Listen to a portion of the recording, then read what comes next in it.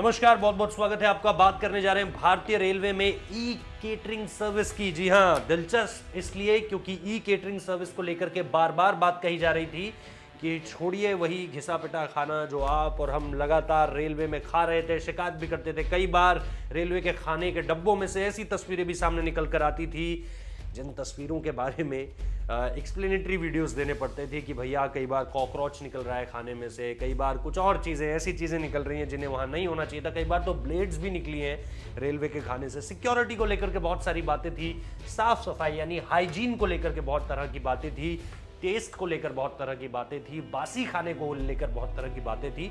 तो सवाल कई तरह के थे और इसीलिए बाकायदा अब भारतीय रेलवे ने ई केटरिंग सर्विस जो है वो शुरू कर दी है।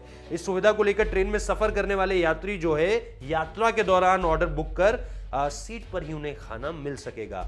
और ये जो ई केटरिंग सर्विस है, अभी इसको लेकर के इस तरह की जानकारी सामने निकल कर नहीं आई है कि ये एक्टिवली तौर पर इंडियन रेलवेज में कब से शुरू होगा, लेकिन इस तरफ सरकार जो है वो बढ़ चुकी है, ये बताया जा रहा है। और इसके अलावा ये भी चीज़ है कि जो स्वास्थ्य मंत्रालय द्वारा जारी जो गाइडलाइंस है उसे देखते हुए ट्रेनों में खाना बनाना, एसी बोगियों में कंबल, तकिया और चद्दर की सर्विस आपको पता है कि बंद कर दी गई थी कोविड की वजह से।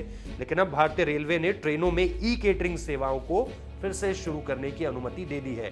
तो ये जो यात्रियों को केटर करने की सुविधाएं हैं, जिसमें खाने से लेकर तमाम अन्य चीज़ें हैं, इनको लेकर के एक बार फिर से शुरुआत हो रही है।